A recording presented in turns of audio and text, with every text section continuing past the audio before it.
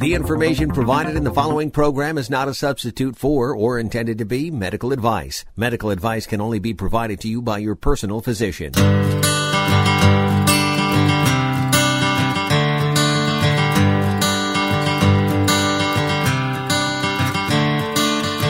Another turning point, a fork stuck in the road.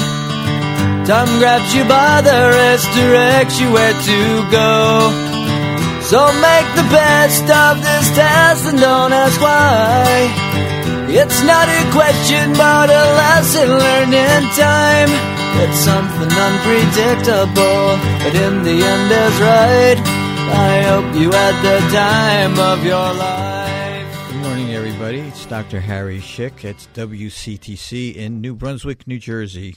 Actually, I think we're in Somerset, New Jersey, but close enough. I want to welcome you this morning to Natural Health Consultants, our weekly show, Thursday mornings from 10 to 11. And I'm very excited about today's show. Somebody asked me this week, because I'm busy, like we're all busy, but I'm pretty busy. They say, why do you do it? And I realize I'm doing the show because I really enjoy doing it. And I really enjoy talking about health. If you'd like to call and speak with me or speak with us here, it's 545-9282. Area code 732-545-WCTC. So I want everybody to take a breath this morning. It's a beautiful day, at least here. I know people are listening all over the place. Probably nicer weather where you are, but it's even in New Jersey, it's pretty nice today. So you take a deep breath in and let it all exhale and let it all out. I want to talk about one of the themes for today. I want to talk about is keeping life and keeping things simple. Stop imagining massive problems. Let's exhale. Stop imagining massive problems. Let's exhale. Simple. S-I-M-P-L-E.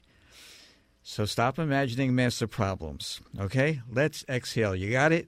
Good. Write that down. You've got your paper, and I want you to do it. Read it, think about it, and do it. We're going to talk. We have 4 segments today, as usual. The first segment is on digestion. Then we're going to talk about weight loss. And we're going to end with headaches and stress reduction. So while you relax and listen, unless, of course, you're in the office where I work and you're busy working while I'm talking, or wherever you are, let's begin talking about digestion. Speaking of something simple, digestion is basically a very simple issue for most people. Because if you have a basic given good constitution, all you have to do is eat food and you'll be fine. So remember last time we talked about that there is no such thing as junk food. It's either junk or it's food. So if you eat food, you eat it in a calm manner. Who has time to do that? And you chew your food. Who remembers to do that? Things will be pretty good for your digestion. Unfortunately, we eat a lot of things which are not food, which are not designed to eat. We eat in a rushed way, and we sometimes actually eat under stress.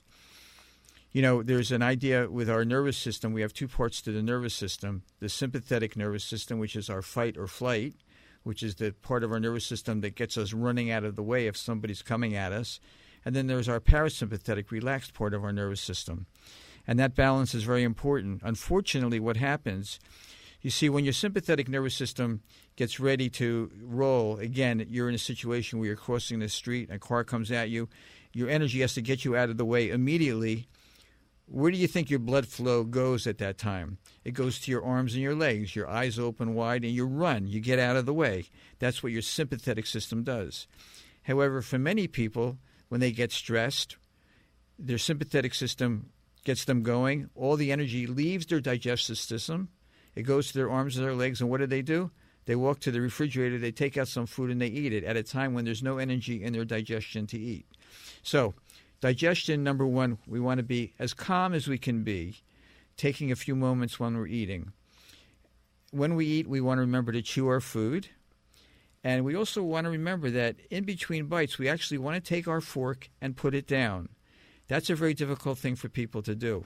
Sometimes I recommend that if there's 2 people at the table together, the other person actually grab the fork out of the other person's hand and put it down for them, because it's so hard for people to take a bite, chew, and actually put the fork down and just relax while they're eating. So what we eat is very important, but how we eat is also important. Relaxed, chewing, fork down, thinking happy thoughts. No massive problems, no thought about problems while we're eating, because we're only going to compound our problems then. If you eat while you think about your problems, you're not going to digest well, and then what are you going to have after you eat? More problems. So if you're thinking about your problems, stop eating. Okay. So we have two basic parts to our digestive system. We have the upper and the lower, very technical terms. The upper part of our digestive system is where food gets broken down initially. Now, the upper digestive system actually starts in the mouth because we're chewing our food, and then we swallow it, and it goes to the stomach. When it's in the stomach, it has to be broken down, and it gets broken down by stomach acid, which we'll talk about another time. Stomach acid is one of the most misunderstood things in all of healthcare. People who are taking antacids, in fact, have too little stomach acid. That's going to take a whole segment for there. But one of the ways you'll know if your initial digestion is working is when you eat, if you have bloating or a gas feeling while you eat or right after you eat. If that happens, you already know part of your problem. Gas and bloating comes from a stomach that's not digesting food well. And the number one reason, believe it or not, that people don't digest their food well is because they have too little stomach acid. And I know a lot of people say, oh, I feel so acidy. That's not me. Well, it is you. When you don't have enough stomach acid, your food ferments, and that's what you're feeling. But let's just make it simple, remember? Simple for today. When you eat, when you chew your food, when you swallow, if you have gas and bloating, it means you've got a problem in the upper digestive area. Number two, because I'm going to help you diagnose some of your issues. Number two, what happens if you belch or burp after eating or while you eat? Again, a big problem. And you can have both, unfortunately. You can have both the gas and the bloating and the belching, but the belching is from a separate area.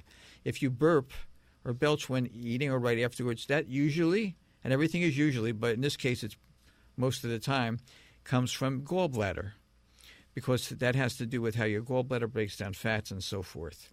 So now I have already shown you in a very simple, remember simple is the key word for today, in a very simple way how to begin to diagnose and to work on what's going on for you. Gas and bloating stomach, belching, gallbladder. Now, there's different kinds of digestive issues with different kinds of food. If you tend to have a problem more with protein, and here I'm talking about basically animal products, meat, fish, eggs, dairy. If that's your problem, and there's not an allergy, but if that's your problem, then then there's an issue generally with enzymes from your pancreas, because that's where those enzymes come from to help you break down food. So now we've got our third area. If your discomfort more comes from carbohydrates, like you eat pasta or rice or breads, usually that's small intestine. So now we've covered a large part of the digestive system. And I know some of you have all four. I see your hands are up, but I've got all four. I understand. But we have to work in some kind of an order. So, again, we're diagnosing gas and bloating, belching, problems with protein, problems with carbohydrate. So what do we do? And we did not even get to the lower digestive system yet. If you have a problem in any of those areas, the same way in which I discussed it with you, or I introduced it to you, is the way that we would work on fixing it generally. So if you have gas and bloating, we're not going to worry about any of the other ones because that's the first. And I'm assuming that you chewed your food. Remember, chew, chew, chew. That's why you have teeth. You chew your food, you swallow. You're not thinking about massive problems. You're working on relaxing. And you get the gas and bloating. Usually that's due to decreased stomach acid. Now, one of the questions I get in the office quite a bit is, what do I think about apple cider vinegar? Because apple cider vinegar is a home remedy that a lot of people like to use, and there's a lot of questions about it. So I'm going to give you a quick answer on that. Apple cider vinegar is fine to try to take with meals, as long as, number one, it doesn't constipate you, and number two, if it helps. So how would it help? It's designed to actually help the area that has to do with gas or bloating. So if you have gas or bloating when you eat, taking apple cider vinegar, a tablespoon in water or a tablespoon straight, is one way to find out if the acidic problem is really what's going on with you. So I gave you a couple ideas on how to handle your upper digestive system, and I want you to think about it in terms of yourself. But remember, you can do all these great things, but Let's exhale. Good. Relax. If you don't chew and you don't relax and you don't exhale and do what you need to do while eating, you can forget about any of this because stress will override any digestive problem that you had. This is Dr. Harry Schick, High Point Health Center in Highland Park. You can call me there if you have other questions, 732-249-9800, or call me here if you want, 545-9282. That's our first segment on digestion. Next, we're going to talk about everybody's favorite subject, weight loss. I'll see you in a few moments. Wow, this place is so adorable. I can't believe we haven't stopped in sooner. Yeah, it's really cute. Betsy, look at these sweaters. 2 for $75, and they look amazing on our girls. Maybe they would. I'm not sure if it's the right size. Oh, come on. You know they're perfect. What's wrong? Suzanne, I have no business being in this store. I should not be shopping. Things are really tight right now. Tight? Are you and Michael having trouble? We're behind on our mortgage, and Michael is really worried. Listen, Bill and I had the same problem a few months ago, and we got some really great counseling, and it was free. I'm going to email you the information as soon as we get home. Suzanne, you're the best. If you even think you may be in danger of foreclosure, call the National Foundation for Credit Counseling. Certified housing counselors can help you work through your problems, and the service is free. Call the NFCC at 866-687-6322 or visit mortgagehelpnow.org. That's mortgagehelpnow.org. This has been a public service from the NFCC. Join New Jersey General Assembly Speaker Craig Coughlin for Speak to the Speaker on WCTC, the second Friday of every month at 9 a.m. Speaker Coughlin discusses issues of critical interest to Central New Jersey, as well as the latest goings-on in Trenton politics and all of New Jersey. Speak to the Speaker with Assembly Speaker Craig Coughlin, and hosted by New Jersey Broadcasters Association Radio Hall of Famer Burt Barron. Only on 1450 WCTC.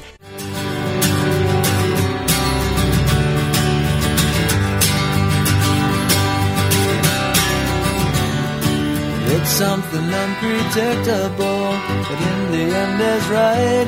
I hope you had the time of your life. It's Dr. Harry Schick. Thanks for joining us for our second segment. In the first, we talked a little bit about how to figure out what's going on with your digestion. We also talked about today's a day, a nice spring day. We're going to try to keep things simple. Stop imagining massive problems. Let's exhale. So let's all do that. And now we're going to talk about a very stressful topic, the worst topic of all, the most talked about topic, weight loss. What are we going to do about all this extra weight that people carry around? So we talked last week about the fact that the extra weight around our belly we really should call sugar and not fat, because sugar is where it comes from.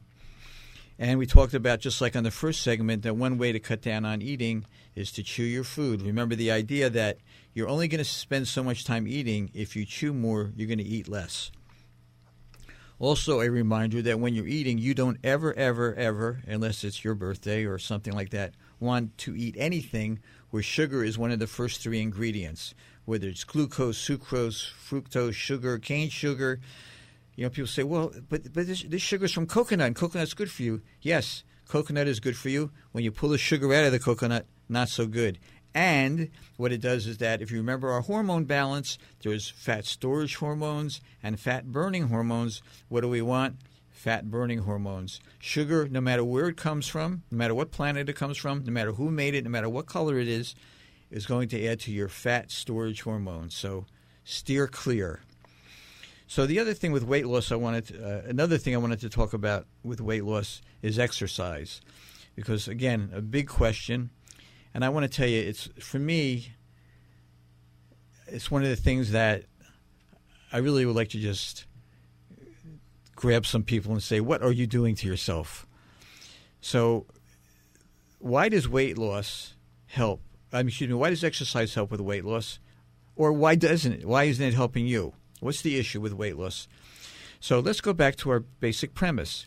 There are two kinds of hormones that have to do with weight loss: fat burning and, everybody, fat storage. Good. It's okay to talk to the radio. I can hear you over here, and I see you. It's a two-way now. Okay, so fat burning and fat storage. So guess what? There's two kinds of exercise. Believe it or not, listen to this very carefully, those of you who are exercising. There are fat-burning exercises and There are fat storage exercises. That's right. There's some type of exercises that you do which will actually put weight on you. So you think, how is that possible? Exercise burns calories. So I want to welcome you to the year 2019. The calorie idea with weight loss has gone out of fashion and has been disproven many, many years ago. Nobody who really deals with weight loss in a serious way talks about calories. I mean, I know there's certain programs that have you count calories, but the reason it's working is not because of the calories, it's because of the hormonal issue. So with exercise, there's two types. So what kind of exercise would you like to do? Fat burning or fat storage? I'm assuming fat burning unless you're in some other kind of competition. So let's talk about the difference.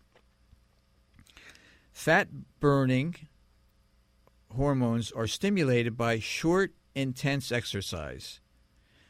Let me say that again. Fat burning is done by short, intense exercise. Fat storage hormones are stimulated by long, slow, drawn-out exercise. Like when you go on that treadmill for 45 minutes a day, chugga, chugga, chugga, chugga, chugga, chugga, chugga, chugga, chugga, chugga, and you're talking to somebody while you're doing it, maybe having a sandwich while you're on there, watching TV, whatever you're doing. Please stop.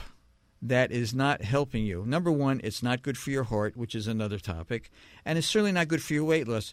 Listen, I can walk by the gym and see people on the treadmill, and they've been doing 45 minutes 5 days a week for 15 years, and they look the same or worse. It does not work. Now, if you want to go on there and hang out and have a good time, that's your choice. But I want you to know you are not losing weight that way. It's not happening. And you know it's not happening because you've been doing it and complaining. And what happens afterwards? You work out 45 minutes, you don't feel or look any better, so you have a glass of orange juice and a bagel because you're so depressed. Great. Good plan. Now, here's my plan. And by the way, if you like going to the gym to socialize, that's fine. But socialize. Don't spend your 45 minutes chugging on the treadmill. But what you can do, you can go on the treadmill for 1 minute. As fast as you can. Get it? As fast as you can. Then get off after a minute and socialize with your friends. And then maybe 5 minutes later, go on again for another minute. But listen, this is not a normal minute that I'm talking about.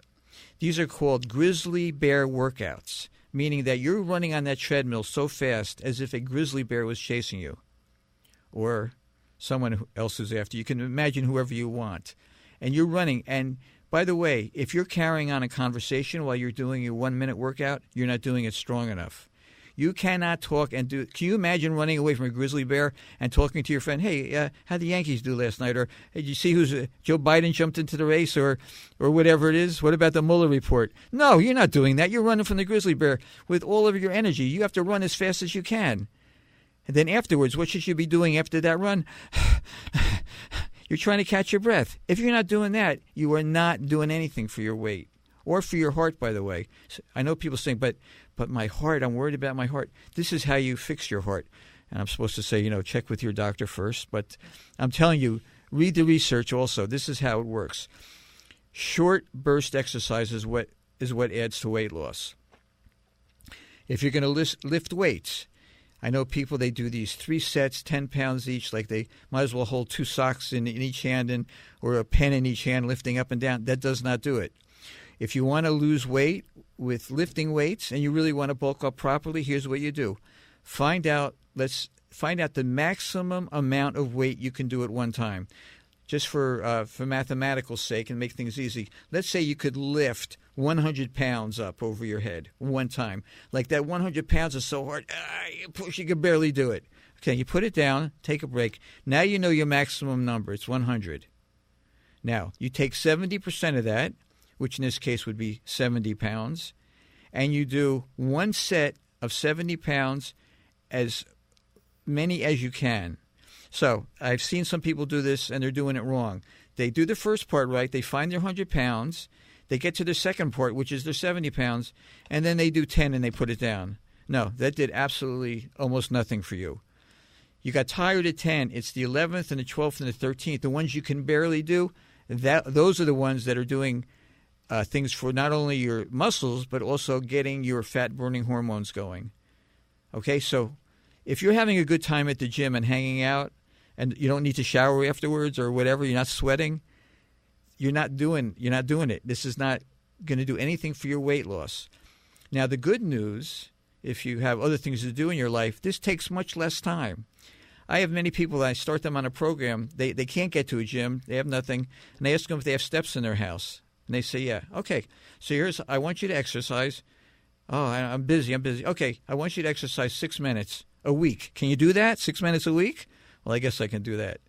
So what I have them doing is every other day running up and down their steps like a grizzly bear workout until they're huffing and puffing.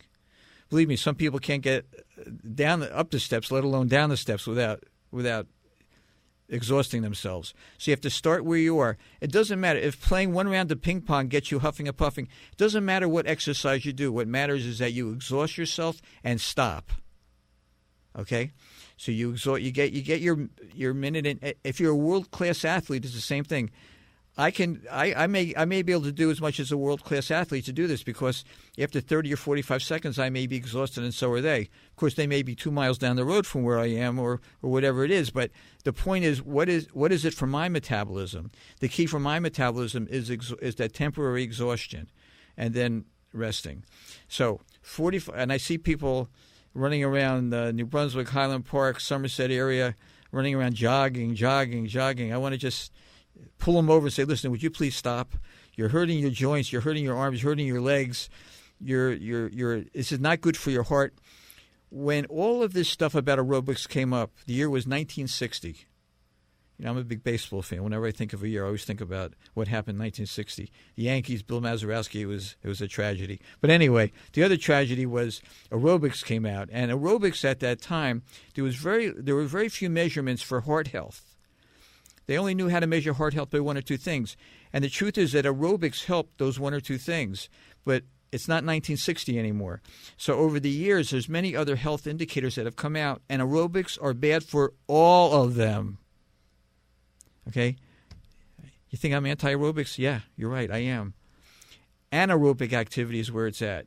Plus, if you're busy, unless you love spending time at the gym or exercising, which maybe you do, but if you want to watch TV on the treadmill, just get off the treadmill, just watch TV. If you like to watch TV, don't pretend you're doing something for yourself. Just watch the show. Sit on your couch.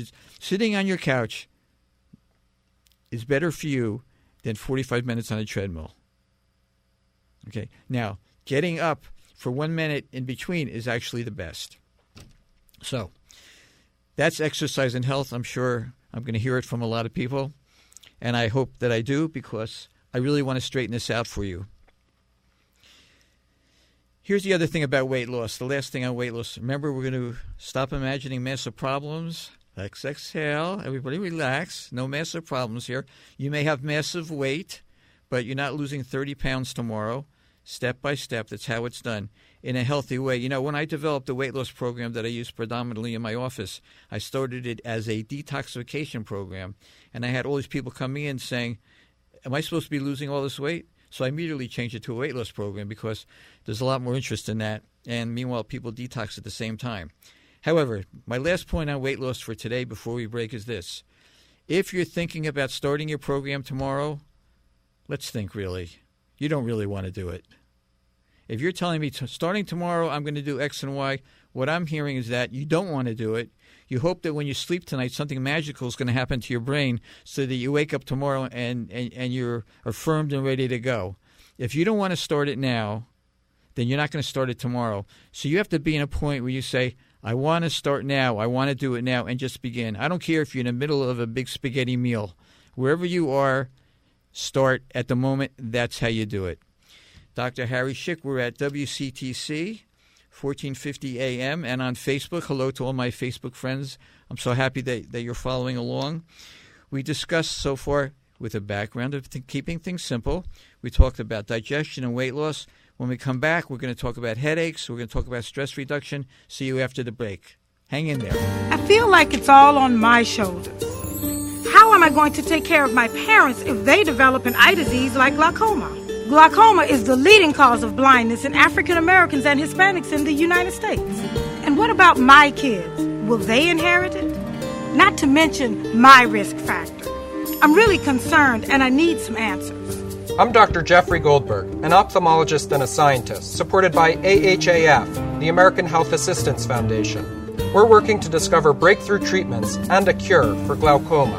At ahaf.org, we will answer your questions and address your concerns. Learn about glaucoma, its symptoms, risk factors, and treatment options. Also, how to live with or care for someone with the disease. Call 1-800-437-2423 or go to ahaf.org for a free brochure on how eye disease affects all our lives. That's 1-800-437-2423. The new Talk Radio 1450 WCTC, the voice of Central Jersey. Ask the Doctor with Dr. Derek De Silva. Hello, I'm Dr. Derek De Silva, host of Ask the Doctor. It's been 20 years for me right here on WCTC, and we've shared lots of great times together. I will continue to update you on the latest news from the world of medicine. So join me Saturday mornings right here. The new Talk Radio 1450 WCTC, the voice of Central Jersey.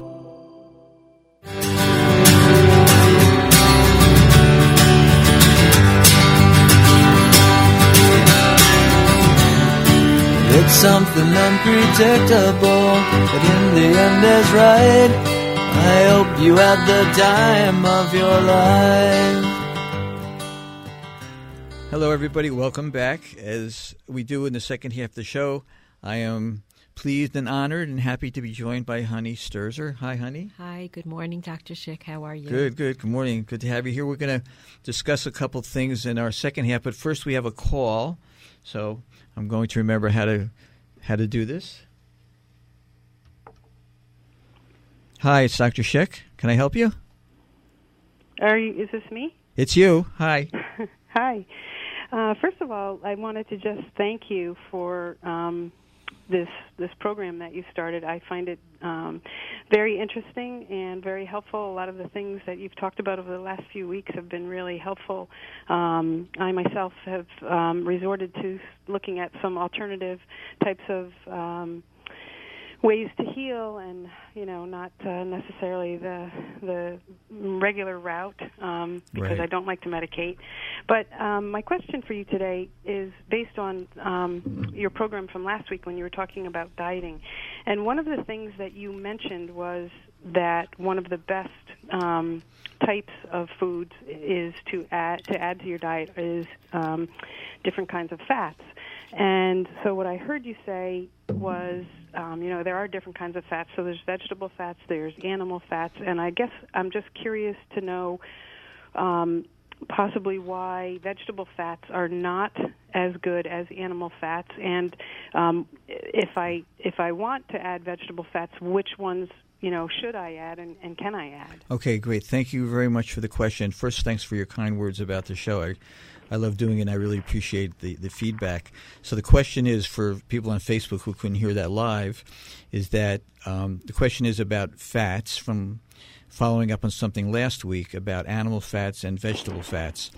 So one of the big problems is in the nomenclature, the way people talk about things, and the idea of saturated fats has been demonized as if something saturated is bad. The truth is that saturated fats are actually the healthiest fats, and those are the ones that come from animal products. So the fat from there is healthy. Vegetable fats are not saturated. So the problem with vegetable fats from a health perspective is that once they are heated, the part that is not saturated becomes saturated, but in a bad way. So animal fats are saturated in a good way. You may have heard the word idea of trans fats and cis fats. Vegetable oil, when they're heated beyond what's called their boiling point or their breaking point, when they get heated, they become trans fats, which are very detrimental to the body in general and the liver particularly. So if people are going to use vegetable fats and you can get them when they are not rancid, I always recommend using the most complex ones possible. You do not want polyunsaturated, like canola oil is my favorite one to bash. But the ones that are possible to use, olive oil is certainly good when you put it on a salad. But I just warn people that when you heat olive oil too much, it becomes a trans fat. So if you're going to heat olive oil, heat it at a very slow, low paste.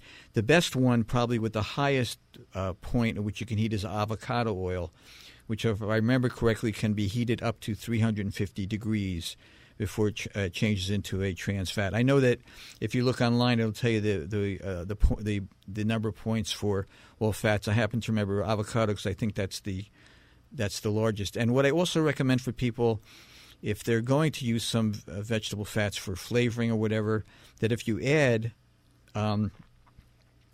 some coconut oil or some animal fat to it, it helps to protect the fat from breaking down as much. So that's a little trick that you can do also. So I hope that's helpful and answers your question.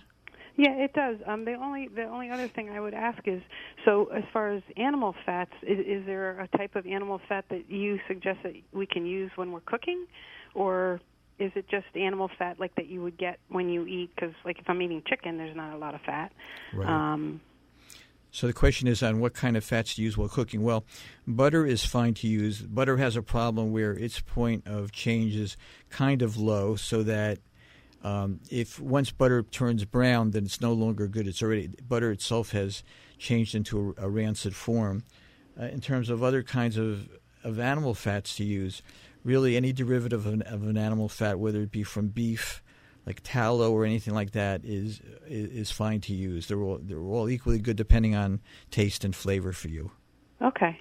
All right. Yes, that was very helpful. I really appreciate you answering the question. You're very welcome. Thanks for calling, and I enjoy speaking with you. Have a good day. Okay, you too. Okay, so I hope that clarifies some ideas about fats. Going to now move on to our next topic, which is headaches. So headaches are a rampant problem. If you have them, you know, some people have them occasionally, which I guess is somewhat bearable, but I have patients who come to me and other people that I know who kind of live with them, and it's just awful. It disrupts their day and their life. And I know people get very irritable, and it's hard to keep things simple when you have a headache. So there's two basic kinds of headaches that people talk about. There are actually many types. There are tension headaches, which basically come from tension, usually having to do with structural things with the neck. And then there are migraine headaches. People often use the words interchangeably. They'll come to me and they say they have a migraine headache, or they say they have a tension headache, and they actually have the opposite because words aren't being used technically. So I want to talk a little bit about those two types of headaches. So there's certain things we do in our office, particularly having to do with migraine headaches or headaches in general, including some things with neurofeedback. So I think Honey's going to chime in a little bit on this for us. So it's interesting that there are different signatures on brain maps. We've mentioned brain maps in previous shows, which is we do a quantitative electroencephalogram. It's a way of eliciting information about how the brain actually fires. Right. So we do this by basically, just to describe, it's like having a cap on your head while we measure brain waves, just so people can get a visual image of it. Right. And the cap is embedded with sensors or electrodes that can detect and pick up the way the brain is firing in terms of the waves, in much the same way that you use a stethoscope to hear the heartbeat. And once we get a picture of what's happening with the brain, you can see different signatures in terms of the way the brain is firing that could be contributing to headaches. And it's pretty amazing that doing neurofeedback or training the brain to fire differently actually makes a very big difference and helps to have those headaches start to remit. And we talked about exercise in terms of going to the gym. You were spending some time in the first segment. And neurofeedback is a form of exercise, but for your brain. And I guess we kind of forget that. Yeah, I love that. I love that idea that we spend so much time worrying about other parts of our body, but our brain, which is really numero uno, most important, we don't think about ways of exercising or working that. Yeah. So it's good to start to think about the brain and the body connection and to consider being curious about your brain, especially if you're somebody that suffers with a headache. We always talk about checking the part of the body that's suffering. I mean, if someone comes to you and has a problem with their back, you'll feel their back and And if you have a headache, how often has anyone said, well, let's take a look at your brain and see where the headache's coming from? Right. Let's look inside and see what's actually going on there. Mm-hmm. So we know that some of the things that that also add to headaches, and I was speaking earlier today about digestion, how to kind of diagnose or analyze where things are coming from. So one of the things with headaches a lot of times is where people are feeling it. So if you're feeling it across your forehead, because headaches also relate to other areas, a lot of times to digestion actually. So if a person comes in and they have a headache across their forehead and they tell me that's where it is, a lot of times I'll ask them, well, does ice cream bother you? Does it get worse with fatty foods? And they'll go, how did you know that? Because I know that liver headaches often occur across the forehead. Or if they have a headache on the right side, I might ask them if they've been burping or they have certain kind of digestive problems, because the right side of the forehead a lot of times has to do with gallbladder headaches. So it's not 100%, but it's a good indicator for us. And of course, we know that emotional headaches are very real.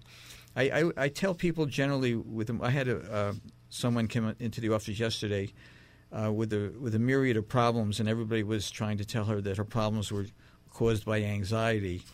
And although that can be, what I generally tell people about anxiety and emotional issues is that a lot of times it's not going to cause a problem. So you may have a headache on the level of a 2, but if you have a lot of emotional stress and anxiety, that 2 is going to become a 6. So it doesn't create the headache out of nowhere, but it takes it, and it's like a burner, and it amplifies it. Yeah, that makes a lot of sense. So we like to work on it in both ways. Like to work on lowering anxiety, which we have many ways to do in the office, and also getting to the underlying point with it also. The other main type of headache, which I mentioned, is tension headaches. A lot of times tension headaches are caused by structural issues. The nerve flow from the back of your neck goes right up to your head, and I've seen in almost 40 years of working as a chiropractor, I've seen so many tension headaches, whether the person has had them for 2 weeks or had them for 15 years, just magically go away when we make wonderful corrections with their neck or with other parts of their spine. And one way for you to know that may be part of your problem, even if you just get a massage, if you take a hot shower and your headache gets better, that's not a migraine. That's more of a tension headache, because what happened in the shower is that you got your muscles to relax. So that's an indication to you that we need to look at what's going on structurally with you. On the other hand, if you tend to get problems with your vision, like if bright lights are bothering you, or your bright or loud sounds bother you and increase your headache, that's generally not a tension headache. That's more in the general category of migraines, and those have to be handled differently. And I know for a lot of people, I tell them one of the first things for them to do until we get things fixed is they can wear dark-colored glasses, even put earplugs in their ears, at least when they sleep or somewhat during the day, just to mute the sound. Also keeps them away from stress because they can't hear what people are saying so much. So there's an added benefit of that. So when working with headaches, we look at foods, we look at, as Honey was saying, we look at the brain itself, making connections in terms of how brain waves go. And headaches can sometimes be simple. Remember, the theme of today is simple, but sometimes they're complicated. And when they're complicated, the only way to really help is to look at the reasons that they're there. So headaches are not caused by an aspirin deficiency. They're not caused by a Tylenol deficiency, although those things may give you relief. However, that's obviously not getting to the underlying issue. So we're going to take a break now for a minute until we go to our final segment on stress reduction. Meanwhile, I want you all to stop imagining massive problems. Stop imagining massive problems. Let's exhale, and I'll see you in a few moments. Moving is so much of who we are. It's easy to take it for granted. Multiple sclerosis stops people from moving. We exist to make sure it doesn't. The National Multiple Sclerosis Society is a collective of passionate individuals united by a common goal to address the challenges of each person whose life is affected by MS. We believe that moving is not just something you can or can't do, but rather is who you are. That if you are alive, you move along with, because of, and in spite of the great big turning world. Join the movement. The National Multiple Sclerosis Society at nationalmssociety.org. The new Talk Radio 1450 WCTC, the voice of Central Jersey. The Garden Show with Peggy Ballister-Howells. Hi, I'm Peggy Ballister-Howells, host of The Garden Show. Whether it's planting seeds in the spring, battling summer insects, planting fall bulbs, or tending houseplants throughout the winter, there's always a way to play in the dirt. Share your garden adventures with us Sunday mornings from 8 to 10. The new Talk Radio 1450 WCTC, the voice of Central Jersey.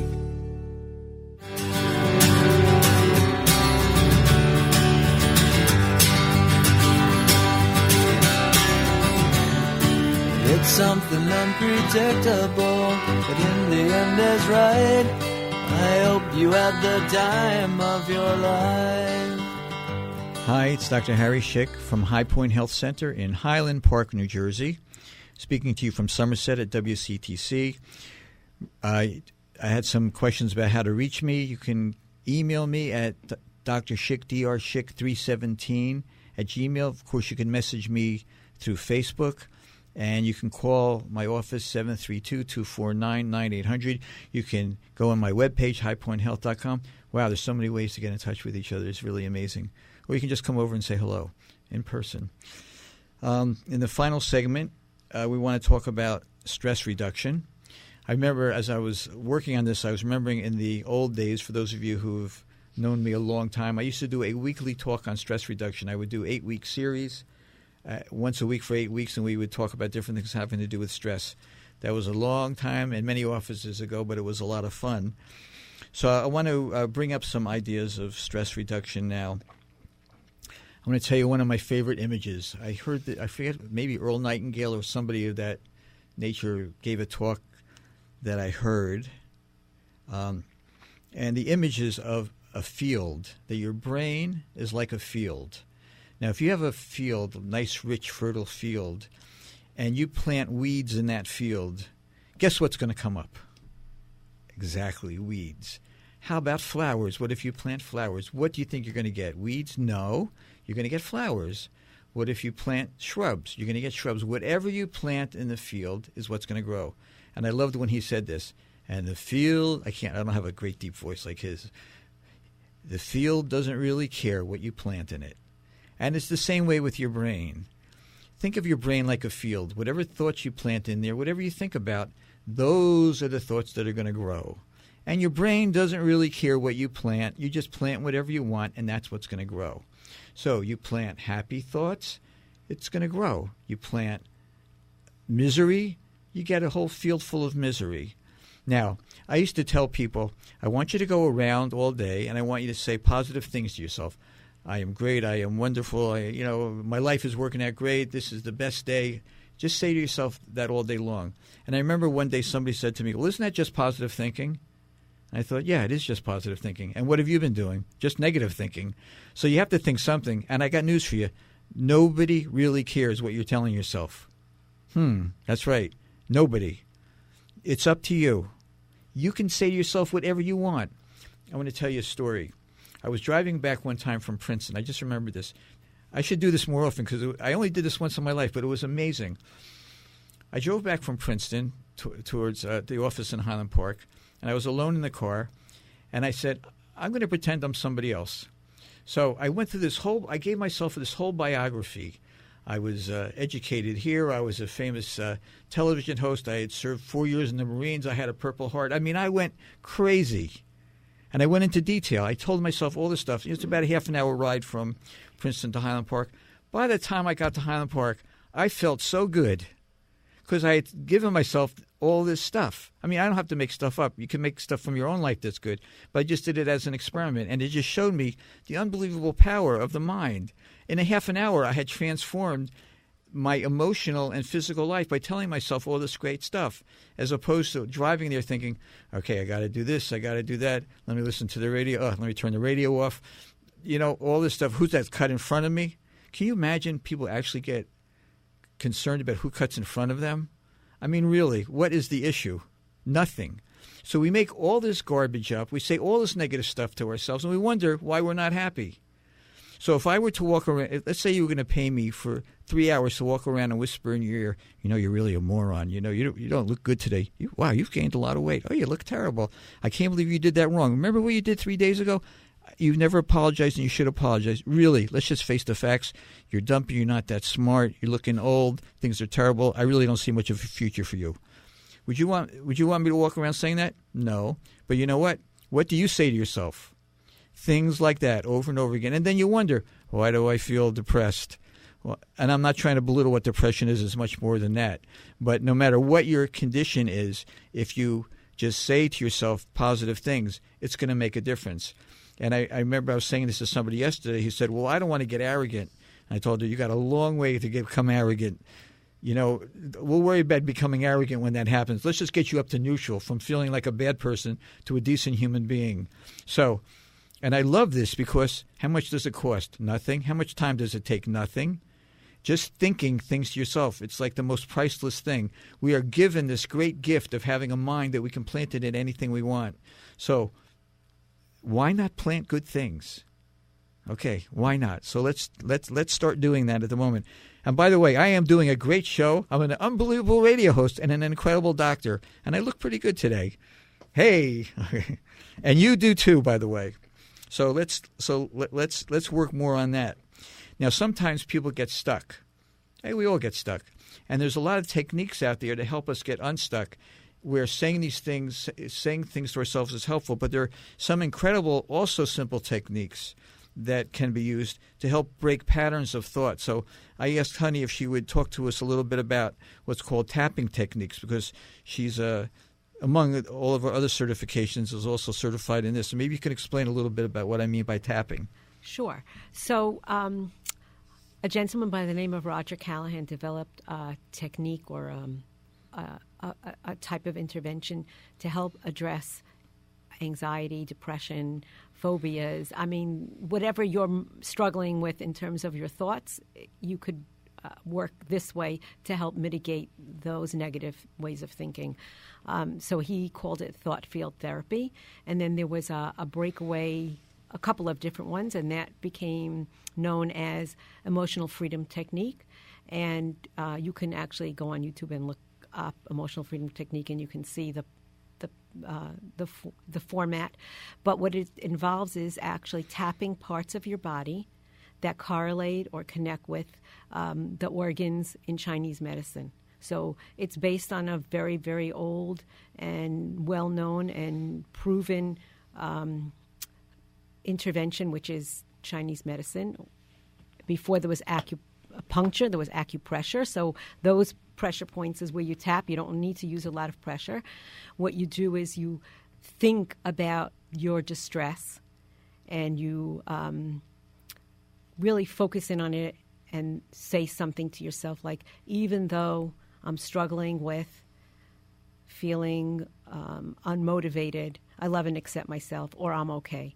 And so then, you can use the ideas I was just talking about in terms of using positive, good thinking, and connect that up with doing the tapping at the same time. Well, you combine it because you want to focus in on the issue, because you want to. That's one of the best ways to dispel something is to take it on, but you also affirm that you're okay, or that you can get in touch with a sense of love and acceptance. And I know in the office, people have gone to you with things and have been helped greatly by this when you train them. In the more sophisticated way you do through thought field therapy. And also it's been helpful with some people with specific phobias and fears. Oh, yeah. Anything that you're struggling with in terms of an anxiety, an obsession, a phobia, a fear, you wake up in the morning and your heart's racing. If you immediately go into the tap mode, you can just settle your whole system down and just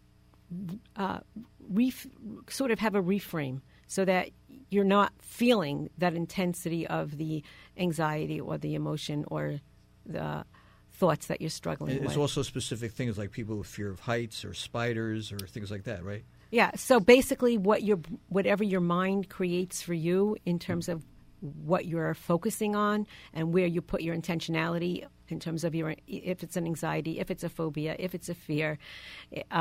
You can tap on the tapping points on your body, and you'll immediately start to feel that tension dissipate. It's amazing. It's amazing. It's like seems so simple. I know people, when you train them, I know they have the EFT online, but for people who need more sophisticated work, I know you do the TFT with them, and they're just amazed at how it works for them. Yeah, because it happens in the moment. Like when you get the pattern in place and you tap on it, you feel better, and you can take that home with you. I give you worksheets so you can take it home and use it whenever you need it. It certainly fits with the theme I like for today, which is keeping things simple, because it's powerful. But yeah, I want to throw in two other thoughts. Just making a half smile with your lips if you're feeling depressed or stressed or any negative emotion. Simply creating the smile on your face, even if you're not smiling because you're joyful, you're just simply moving your lips in the shape of the smile, sends a message to your brain that things are okay. And it's amazing how well that works as well. So I would throw whatever you can into the mix. And these are takeaways for you for today, just to smile whenever you can remember to do so. Right. I've seen that myself. I know that sometimes if I walk around, I feel like I'm frowning or not smiling, and then I'm thinking, it's almost as if my body's telling my brain there's something wrong. And if I smile and I walk around, it's like I'm telling my brain something is right. So I look for something that's right. It's like it leads my attention into the area if I'm smiling or not. I think that's a great point. So we want to stop imagining massive problems. We want to start thinking about things. We've given you so many things today. You don't have to do them all, but let's start doing some of them. Let's start right now. Like Honey said, you can just smile right now. As I was talking about, and she reiterated, you can start thinking happy thoughts or good thoughts.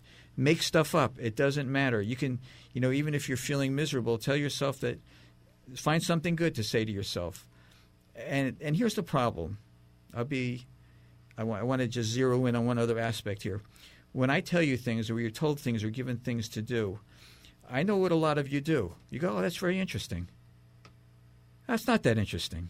Don't make it interesting. It's not worth a thing until you do it. So, okay, maybe I think tomorrow I'll start smiling. No. Why not smile right now? I'll start that positive thinking someday. No. Start it now. You're not going to start. If you're not starting it now, you're not smiling now, you're really unlikely to start it later. This is the best time to do it. So understanding is like the booby prize in life. When you understand something and don't do it, there's nothing there for you. This is your life right now. And the time to be doing this stuff is right now. So the simplest things, I love giving simple things out that don't cost you anything, don't take any time, don't take any money. Chewing your food, doing your breathing, smiling, saying good things to yourself. These are all things that will change your health immensely. This can help you with your digestion, help you with your headaches. This will, I just finally thought of the most important thing. This will, ladies and gentlemen, lower your cortisol level. And cortisol is, guess what? A fat storage hormone. Now I've got your attention. It's time for you to start doing it now. This will also help you lose weight. Dr. Harry Schick, thanks so much for watching and listening. And with Honey, thanks for coming in today, Honey. And we're going to see you and talk with you next week, Thursday at 10 o'clock. Have a wonderful week. Keep things simple, keep breathing, and keep thinking the best.